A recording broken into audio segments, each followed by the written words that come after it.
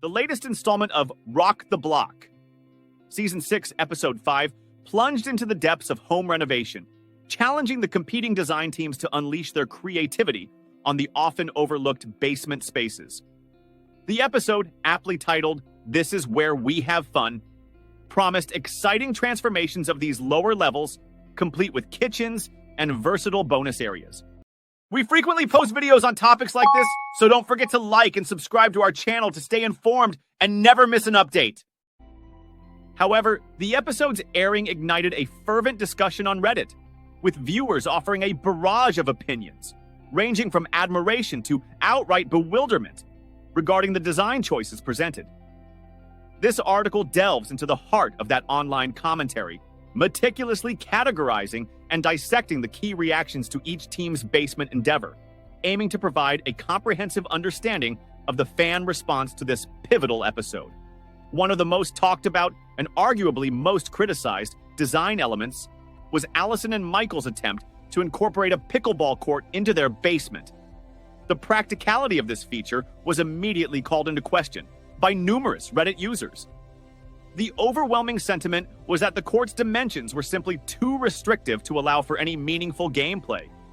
Comments flooded the discussion thread, with viewers pointing out the fundamental requirement of having space outside the court lines, a luxury seemingly absent in this design. The proximity of walls was a major concern, leading to doubts about the court's usability. Adding to the skepticism was the placement of the pickleball area adjacent to a cold plunge, a juxtaposition that struck many as odd and potentially problematic, with one commenter humorously predicting frequent collisions between pickleballs and the icy water. Furthermore, the mural intended to complement the pickleball area failed to impress, with descriptions ranging from comical and frightening to something a potential buyer would swiftly paint over. This collective feedback suggests that Allison and Michael's vision for a basement pickleball court significantly missed the mark with the viewing audience. The color palette chosen by Allison and Michelle also became a significant point of discussion among viewers. Their extensive use of green, while appreciated in its emerald shade by some, drew considerable criticism when paired with a pistachio hue. The sheer volume of green throughout the space was deemed excessive by many, even those who generally favored the color. The sentiment that there was too much green resonated with several commenters, with one explicitly stating their aversion to having such an abundance of the color throughout their home. This raises a crucial consideration in home design, particularly in a competition focused on resale value. While personal preferences for color are subjective, appealing to a broader market often necessitates a more neutral or universally accepted palette.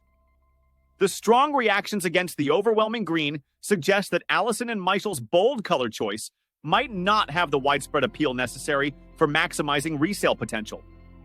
The inclusion of arcade rooms by some of the teams sparked a debate about taste and practicality. While the idea of a game room held some appeal, the execution by certain teams was labeled as tacky by several viewers. The skepticism extended to the practicality of incorporating actual bulky game cabinets into a basement space, with questions raised about how many homeowners would genuinely want or have space for such items. The notion that the arcade setups might have been mere facades further fueled this criticism. However, not all arcade designs were met with disapproval. The DeBoer's arcade, for instance, received positive mentions, with one user commending both the arcade and the overall design of their main room. This indicates that the success of an arcade room hinges on its aesthetic execution and how well it integrates with the rest of the basement design. One commenter even drew a connection between classic arcade games and modern video games, perhaps in an attempt to defend the concept's relevance. This highlights the varying perspectives on nostalgic design elements in contemporary home renovations. A recurring critique across multiple basement designs was the perceived lack of a cohesive vision. Viewers frequently commented on the disjointed feeling of some spaces where different design elements seem to clash rather than complement each other. The sentiment that every single wall in that room was speaking a different language than the wall next to it perfectly encapsulated this widespread feeling of design disharmony, particularly in reference to Allison and Michael's space. This sentiment was echoed by another user who felt that Allison and Michel's individual design preferences led to a space that lacked a unified and cohesive feel.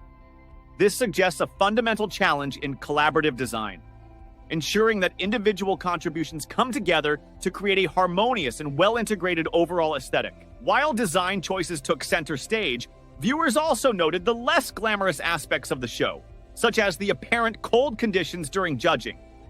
On a more positive note, Kamala's lower level received considerable praise, with one viewer agreeing with a judge's assessment that it was the best of the episode. The cleverness of the winning team in having their catchphrase become the episode title also garnered a congratulatory remark. These observations, while not directly related to design critiques, contribute to the overall viewer experience and engagement with the show. One Reddit user offered a structured breakdown of their likes and dislikes regarding the various basement designs, providing a valuable snapshot of common viewer sentiments. Positive aspects included the color and overall feel of J&J Lounge Room, the fireplace and room division in the Calamus' space, and the living room area designed by Allison and Michelle. Conversely, negative feedback targeted J&J's music space, which was deemed too specific in its appeal, the hot mess that was the pickleball room, and the kitchen island in C&C design, which was perceived as taking up too much space.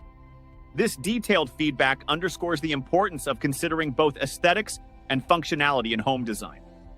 The criticism of the music space as way too niche highlights a key consideration for designers aiming for broad appeal, especially in a real estate context. Similarly, the concern about C&C Kitchen Island emphasizes the need for designs to enhance rather than hinder the usability of a space.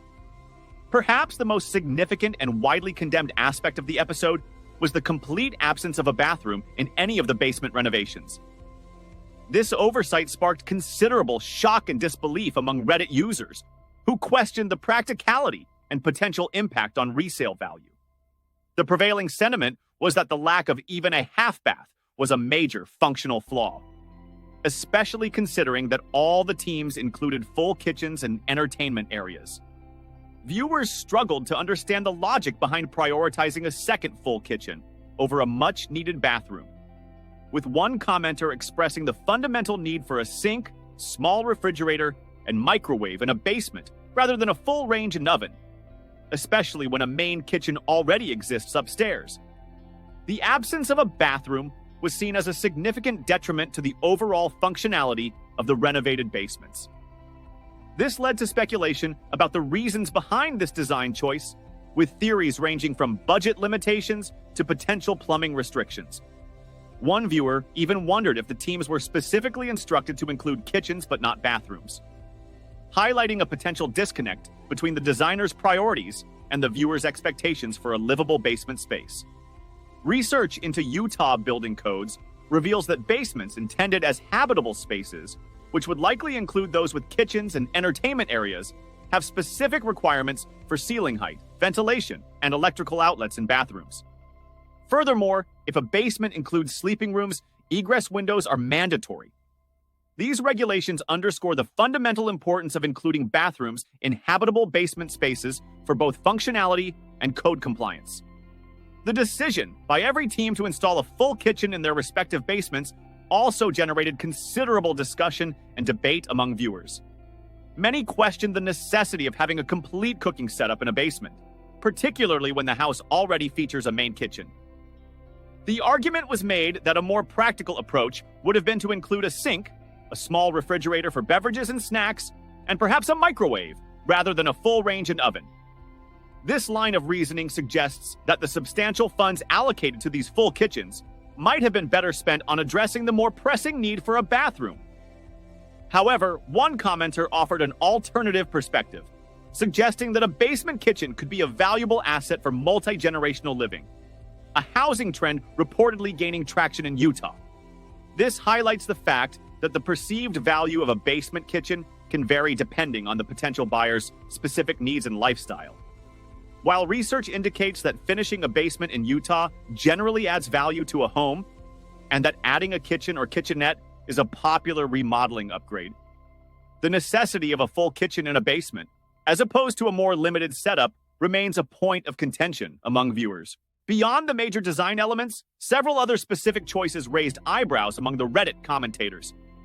The female Prometheus with a paddle-in-hand mural in Allison and Michelle's space was particularly singled out for its bizarre and unsettling aesthetic. The inclusion of a shuffleboard table in the kitchen by another team was questioned for its practicality and potential to obstruct the cooking area. The sheer size of one team's wine room, capable of holding over 150 bottles, was deemed excessive and impractical by some. Similarly, the cramped dimensions of the theater room in another basement were criticized, with suggestions for alternative layouts to better utilize the available space. Even seemingly minor details, such as the saved by the bell carpet in one of the arcade rooms, drew negative reactions. These individual critiques highlight the subjective nature of design and the importance of considering the overall flow, functionality, and aesthetic appeal of each element within a space. A significant undercurrent in the Reddit discussion was the perceived tension and lack of collaboration between Allison and Michelle.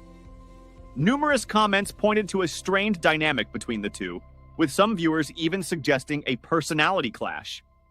Observations about their body language during judging and the fact that they appeared to be filming their segments separately fueled speculation about underlying issues in their partnership. The pairing itself was described as perplexing by some, especially considering Michelle's previous successful collaboration with a different designer. This suggests that team chemistry and effective communication play a crucial role in the success of a home renovation project, particularly in a high-pressure competition like Rock the Block.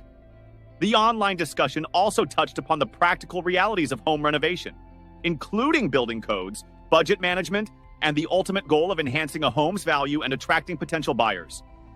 The absence of a bathroom prompted viewers to consider potential code restrictions or limitations with the property's plumbing system. Research confirms that Utah has specific building codes pertaining to basement bathrooms, addressing aspects like ceiling height, ventilation, and electrical safety. Furthermore, egress windows are required in basement bedrooms to ensure safety.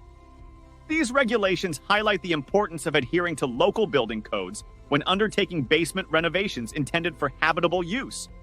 One viewer questioned the Kalama's decision to use fake tile, despite having won the previous challenge and presumably having more funds available, suggesting potential issues with budget allocation or design priorities. The prevailing sentiment among many commenters was that certain design choices made throughout the episode, such as the undersized pickleball court and the specialized music studio, were unlikely to resonate with a broad range of potential homebuyers and could even detract from the home's overall appeal. This aligns with research indicating that while finishing a basement can significantly increase a home's value in Utah, buyers typically prioritize functional spaces like bathrooms and bedrooms with proper egress.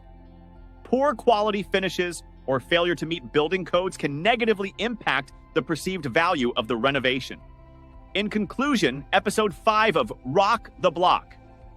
Season 6 generated a significant amount of discussion among viewers, with the basement transformations proving to be a source of both fascination and frustration. The cramped pickleball court, the divisive color schemes, the debate over arcade aesthetics, and the recurring theme of design disconnect all contributed to a lively online commentary.